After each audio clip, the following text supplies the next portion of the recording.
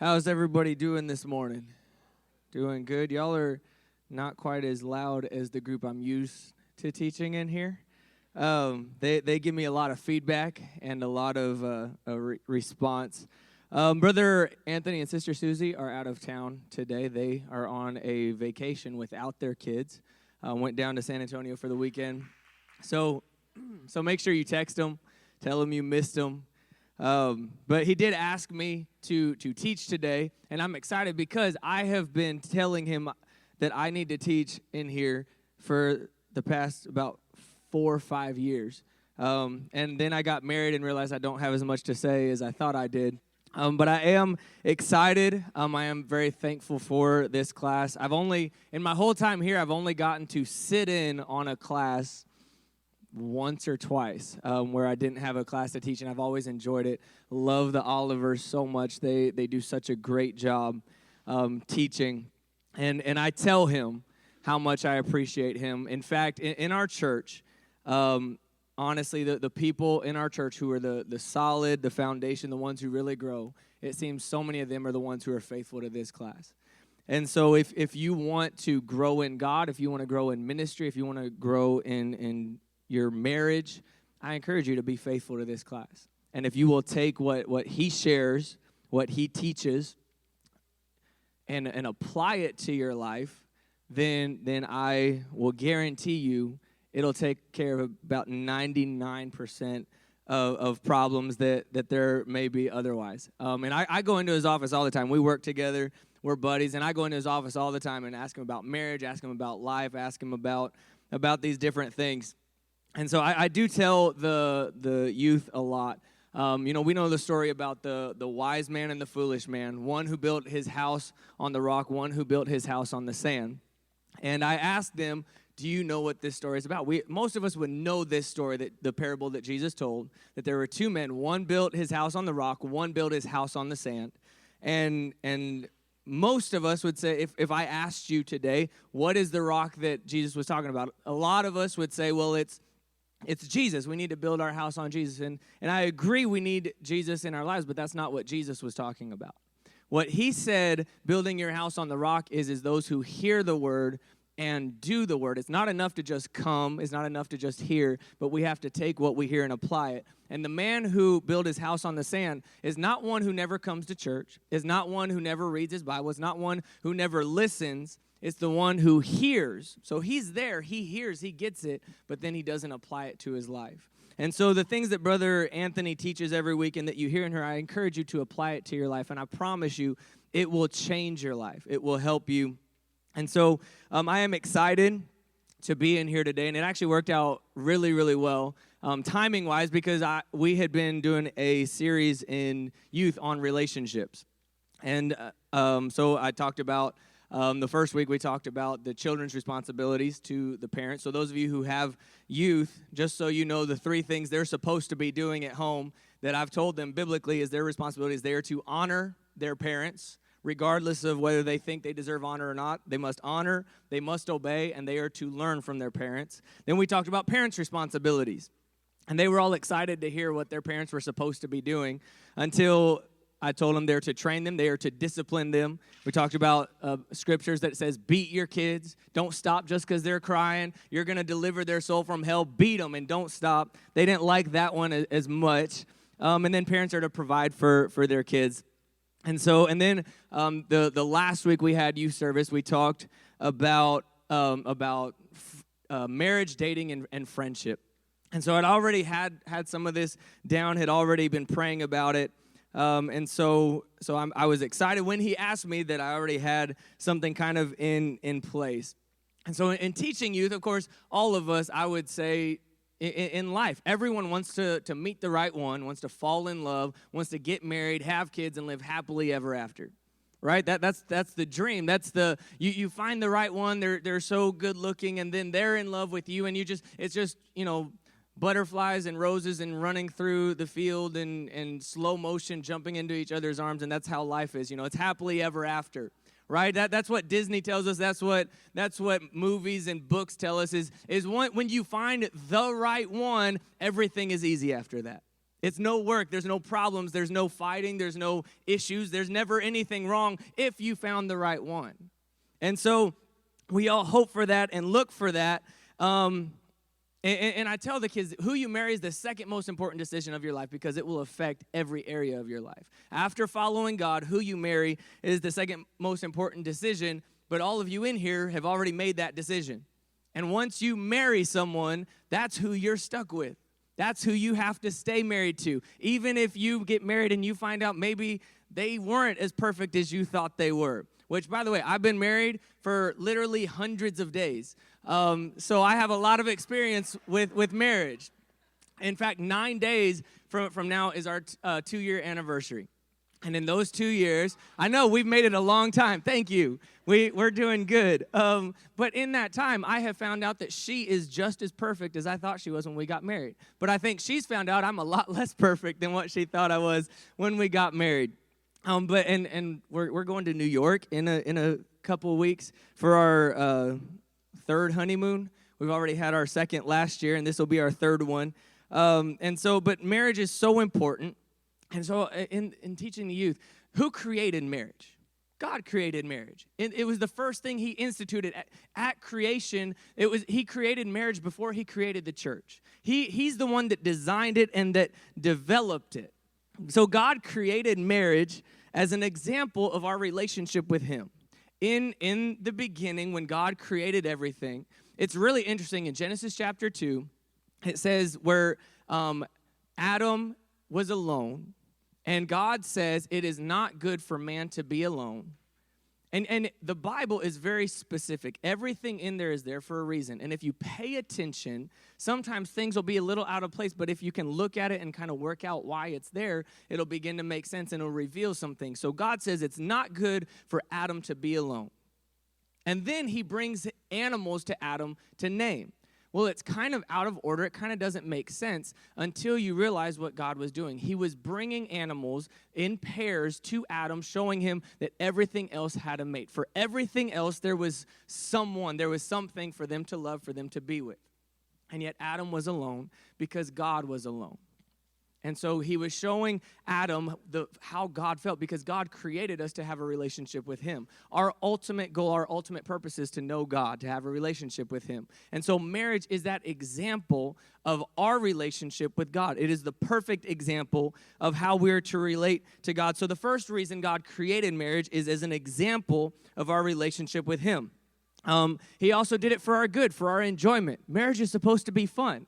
Marriage is supposed to be enjoyable. Marriage is not supposed to be miserable. Marriage is not supposed to be fighting and bickering. It is supposed to be a bright spot in our life. Marriage is also to make babies and to raise babies. Marriage is babies are supposed to be within the confines of marriage. But so if God created marriage with a purpose, he created it for our good, for an example, then we can assume and be right that God has a plan for marriage. And yet marriage, even though God designed it for a purpose, God created it with reason, and yet why in our world are over 50% of marriages ending in divorce?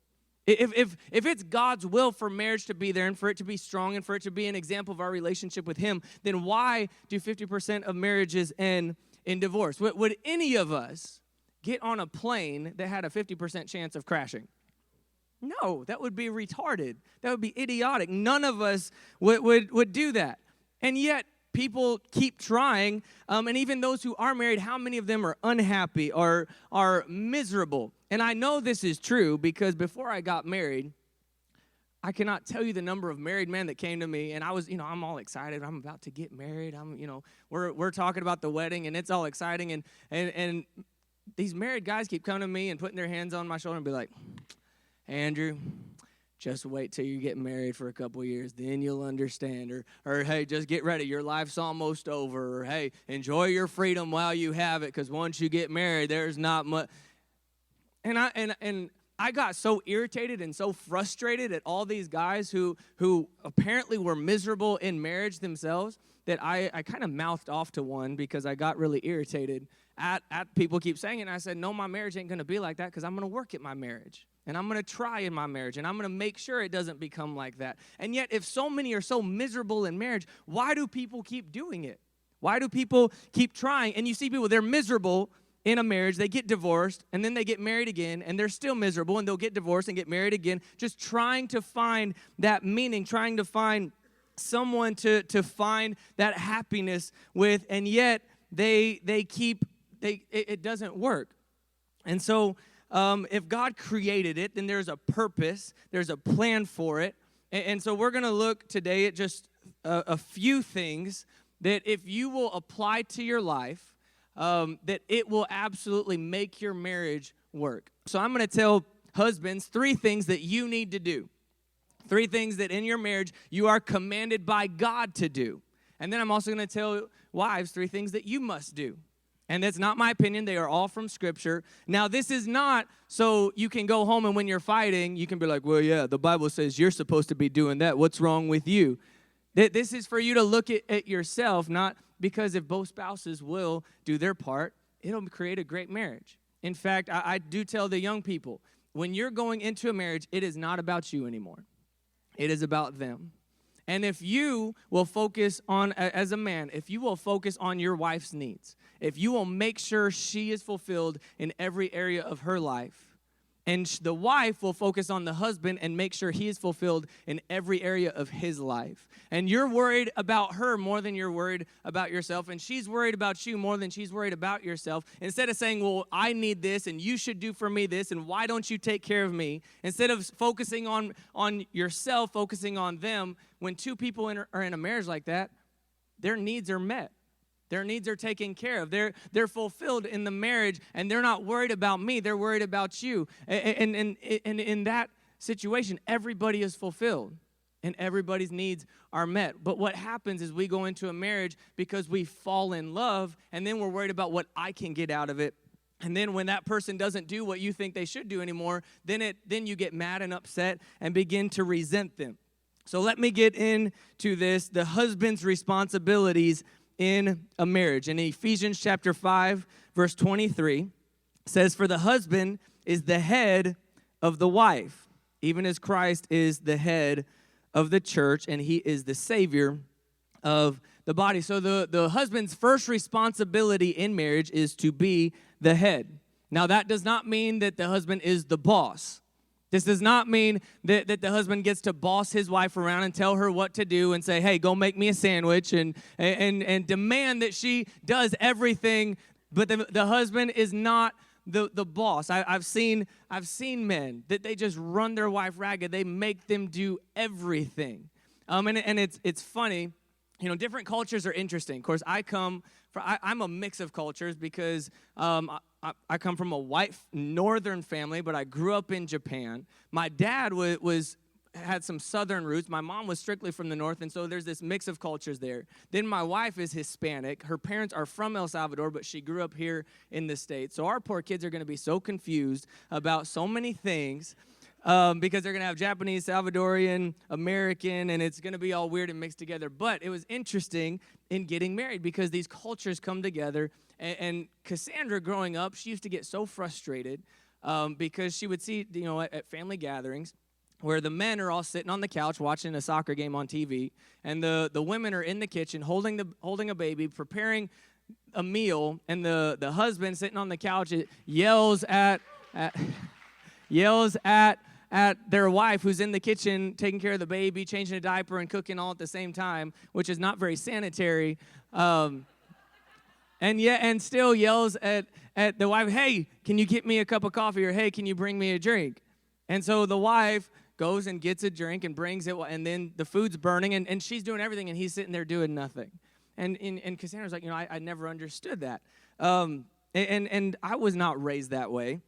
But that is not what a husband is supposed to be. That a husband is not supposed to be like that. He is to be the leader. The leader is an example. He shows the way that it should be. It's not running your wife ragged and demanding she treats you like a king. It is leading by example. You're the head servant in the home. God will hold you accountable of the things that happen in your home. sin or righteousness in your home, God will hold you accountable. Even if your wife is the one who is pushing it, men, as the head of the home, you will be held responsible for what happens in your home and in your family. God will hold you accountable first for how your kids are raised. God will hold you accountable before he will hold your wife accountable, because he put you in that position of leadership in your home. And what you do with it is up to you. You are to be the head. And we'll talk about this a little bit more later, but God made women as a completer. They step into areas of need. And so what will happen when a husband does not fulfill his leadership responsibility, the woman will naturally step into the gap to be that completion. And so then that's why you have women running their houses, because men will not step up and be a leader. Most of the time, if a man will be the leader that he should be, most of the time the wife will not have a problem submitting and following her husband, because that's how God created us. Now, I know our culture has twisted it and made it into something else, but if a man will fulfill his responsibility as the leader spiritually, you should be leading your home in worship. You should be leading, your wife should not have to drag your butt to church. You should be the one making sure your family is in church every single week. You should be the one making sure that your family is reading the Bible and praying. You should be the one that is making sure that those things are followed, not your wife. You are to be the head of your home, and God will hold you accountable for it. So the first thing that as a man we are responsible for in our family is to be the head, to be the leader. Number 2, Ephesians chapter 5, verse 25 says, husbands, love your wives just as Christ also loved the church and gave himself up for her. You notice how the Bible keeps likening the marriage relationship, husband with the wife, to the relationship between Christ and the church. And so our marriages are to reflect Christ's love and relationship for the church. So this commands husbands to love your wives. Now, the world has made love into a feeling. It's butterflies in your stomach, and when your eyes meet, it's just, it's just so amazing. And people are, why are you wanting to get married? Well, we're just so in love.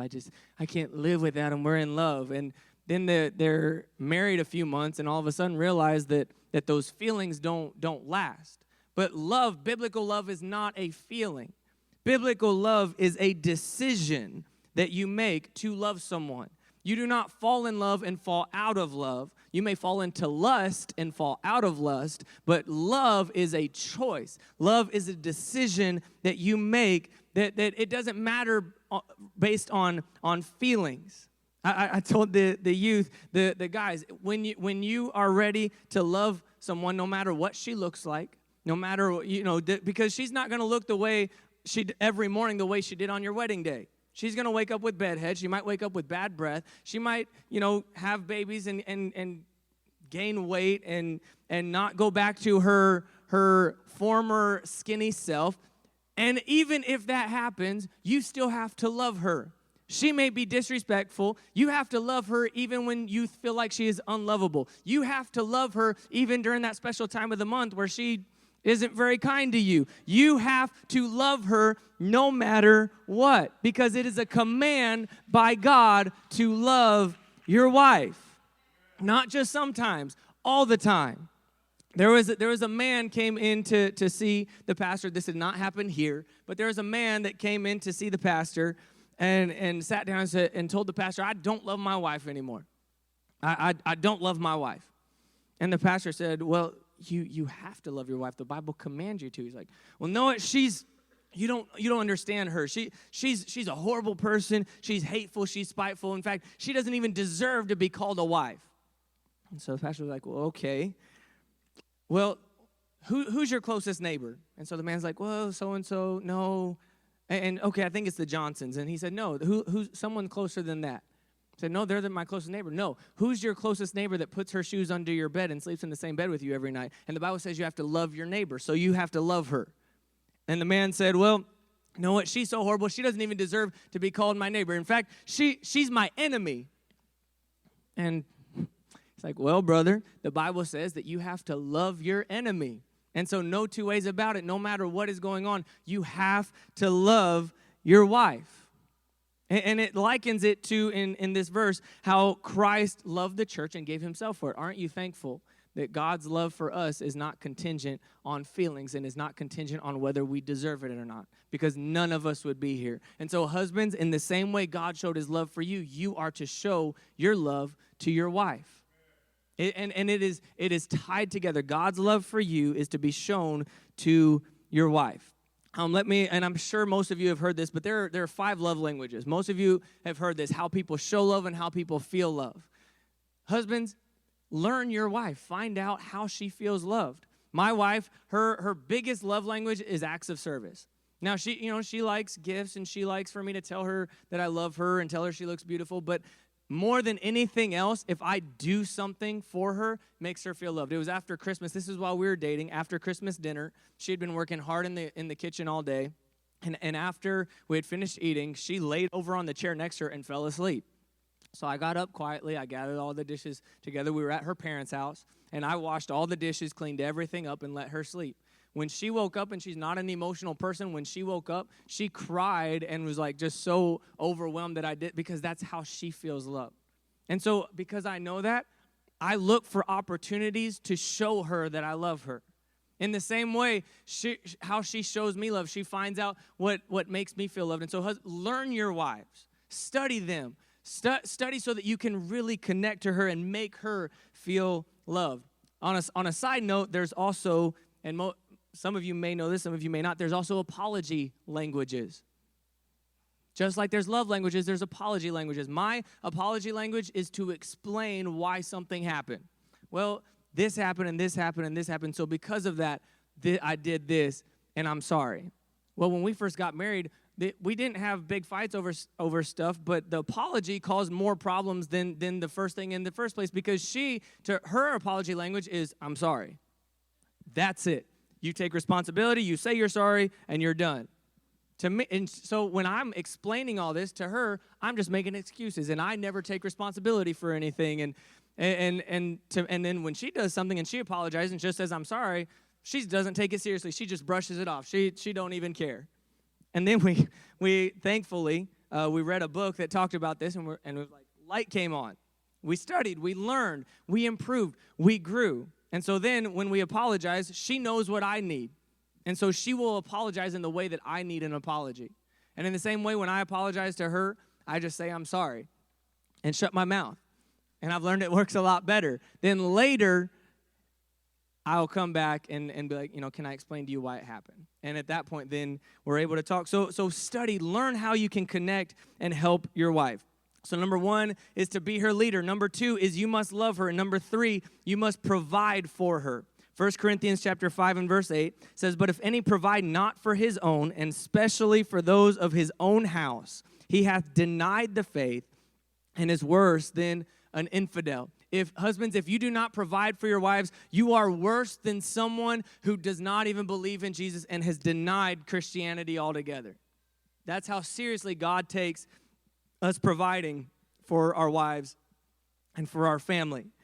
And so that means to provide spiritually. You need to make sure her spiritual needs are met. That means emotionally. When she's struggling, when she's crying, when she's struggling with something emotionally, you need to be there to provide for her. You need to provide her a listening ear and a shoulder to cry on. You need to provide for her intellectually. You need to provide for her physically with food and rest, and make sure that she is taken care of. In fact, you need to make sure her needs are met before your needs are met. If it's a choice of her getting rest and you getting rest, you make sure she gets rest. If it's a choice of you eating right and her eating right, you make sure she eats what she needs. You put her needs ahead of your own, because you must provide for your wife. God takes it very seriously. And so the 3 things that you need to remember as a husband that you need to do: you must be the leader that she needs. You must love her unconditionally, and you must be her provider in every area of need. And husbands, if you will do this, you will be amazed at how your wife responds. I promise you, if you will do those things, your wife cannot help but respond positively. And so those are the 3 things that a husband needs to do. And we could talk about more things, but those are the 3 things that you need to do. And so now, wives, let me talk to you for a little bit about what you need to do as your responsibilities in marriage. Now, with the youth, I told them all those and said, until you're ready to fulfill those, you're not ready to get married. Then I asked them if any of them were ready to get married. They all said, no, absolutely not. And then we talked about dating, and I said, you're ready to start dating when you're ready to get married. So you're not ready to start dating until you're ready to fulfill those qualities. Just so you know, if you have kids in the youth group, that is it is not a commandment, but it is a recommendation. So then going on to the wives' responsibilities in marriage. The first thing is found in Genesis chapter 2, verse 18. We mentioned this earlier, that the wife is to be a helpmeet to her husband, or a helper meet, or on the same level as the husband. The wife being the helper does not mean the wife is less valuable. It does not mean the wife is any less talented, smart, or skilled. But God created the woman to be a helper for her husband. And so the woman will naturally complete the man. She will naturally step into the areas where the husband is weak. That is why so often opposites will attract, because it's God's design to help us do a better job. My wife has helped me in so many areas. She is so good, so talented. She's brilliant. She's really good in business. I could go on and tell you about in her job. She's the best in her company, best at her job. She gets promotions like crazy. They love her. They promote her. She's every year she gets the maximum promotion, maximum benefits. They love her at her job. And it's she works in banking. She's an underwriter for oil and gas companies. She underwrites $1 million deals. She is a very smart woman. She's smarter than I am. And yet, when we come together, she naturally fills those areas that I'm lacking. She doesn't try to overstep or overtake me, but she naturally fills the areas where I'm weak. She's very organized. I'm not always the most organized. She's very thoughtful. Sometimes I get my mind on other things and forget about the people. And so she completes those areas that I have struggled in. And so she helps me. Wives are to be a built-in helper to help your husband in his weak areas. Because all us men, whether we like to admit it or not, have a lot of weak areas. And we need a wife to help us. Now, this does not mean that you go around pointing out his weak areas all the time. Well, I'm helping him. No, you support him, you help him because he needs your help. So find those areas where your husband may be lacking, and don't criticize or ridicule him for it, but help him, encourage him. There was, I'm going to tell on myself.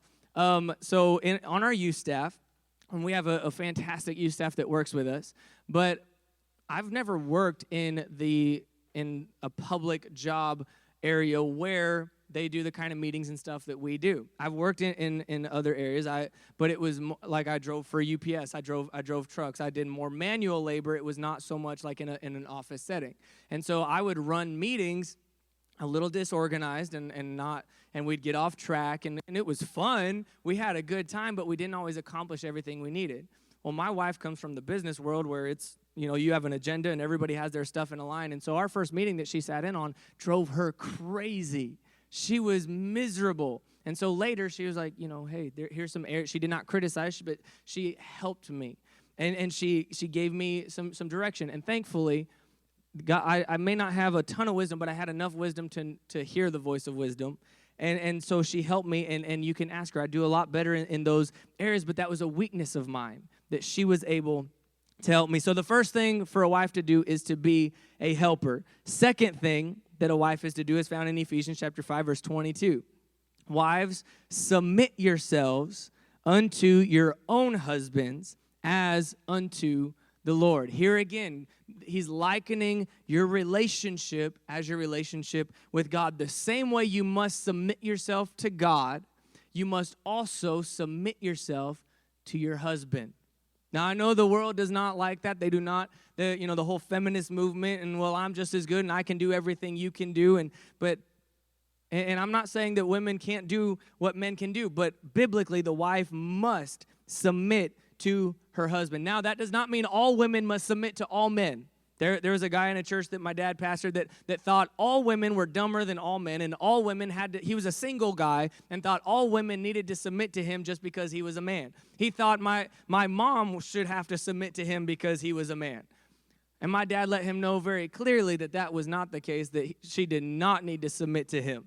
And so the only man that you must submit to by the virtue of him being a man and you being a woman is your husband. But just as the husband must love, must care for, must provide for, must lead, regardless of how the wife acts, the same way the wife must submit herself to her husband regardless of how he acts.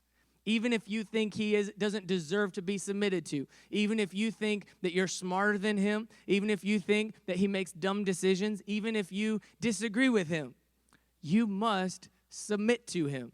Now, that does not mean that, again, husbands should not be the boss. They should not just ramrod their way through. Me and my wife discuss everything. We discuss financial decisions. We discuss ministry. We discuss who we spend time with, vacation. We discuss everything.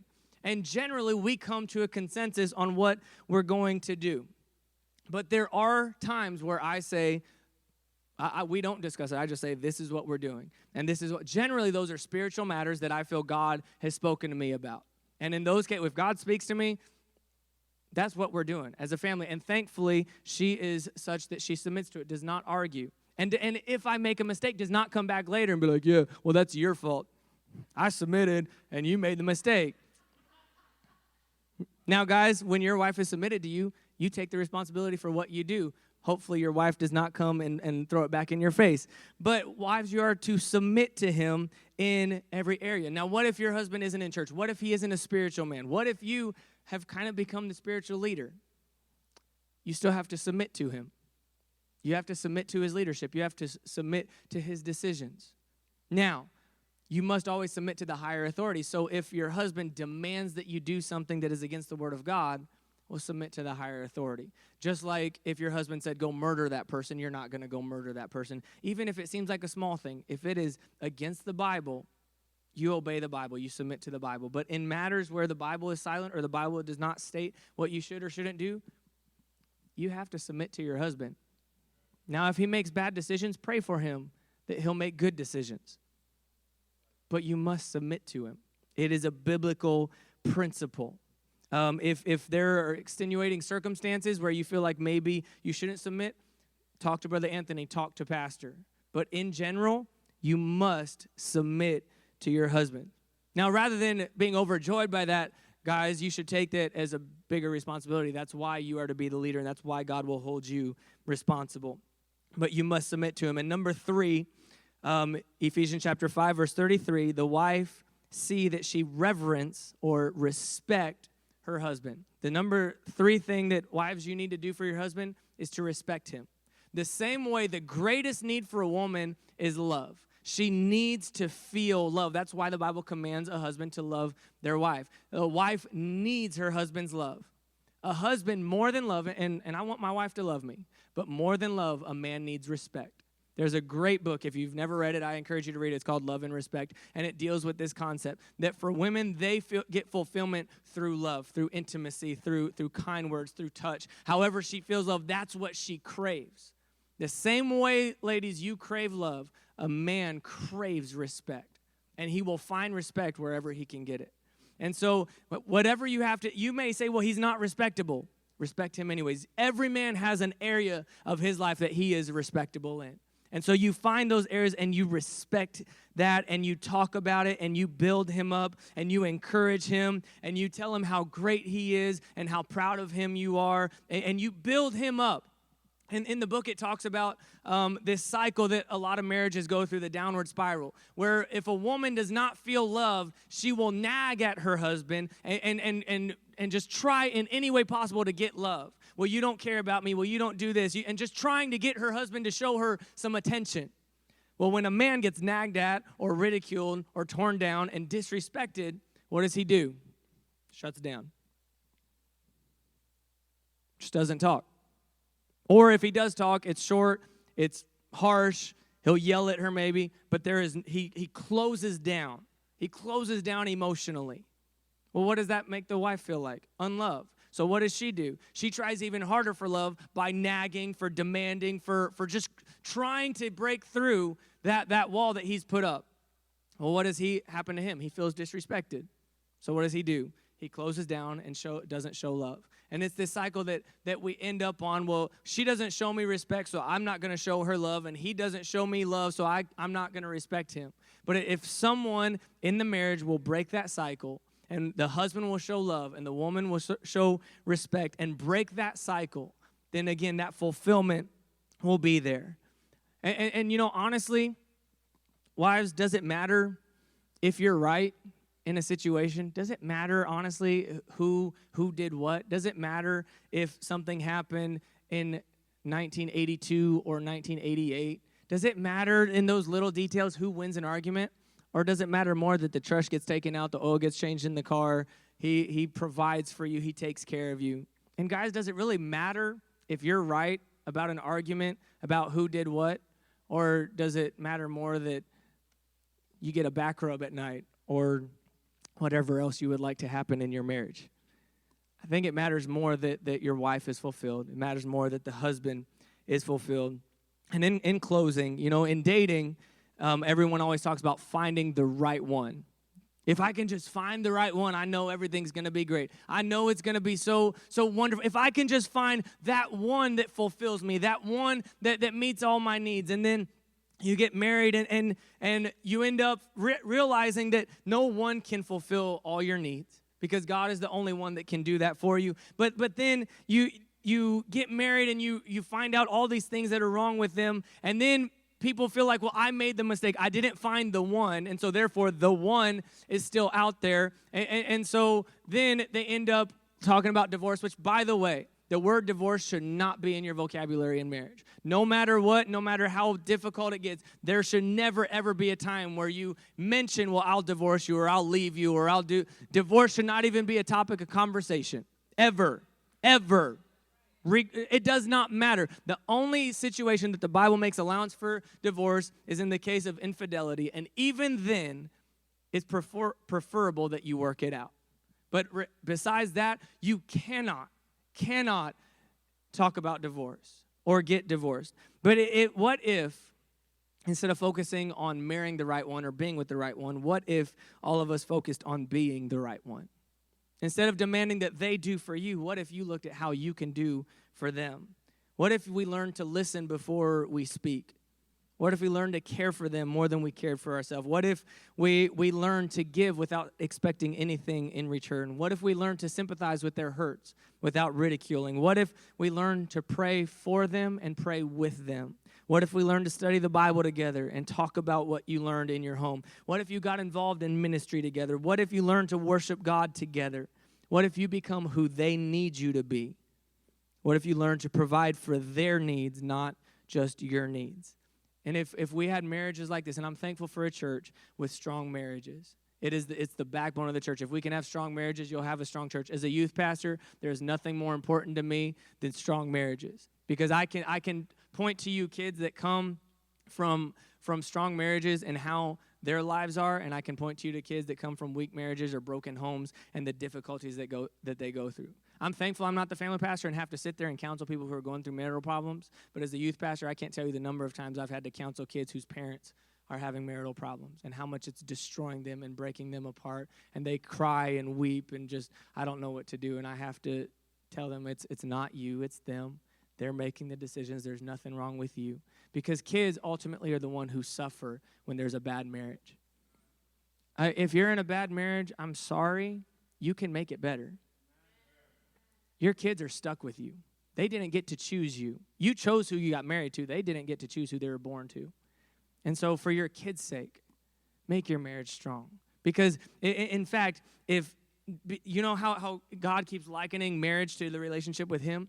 Wives, if you're not submitted to your husband, if you're not respecting your husband, if you're not doing those things, your kids will always struggle to submit to God, and they will always struggle to view him in that way. Husbands, if you're not providing and loving and cherishing your wife, your kids will always have a hard time viewing God as a loving and caring God, because your marriage is the best example of God's relationship with the church for your kids.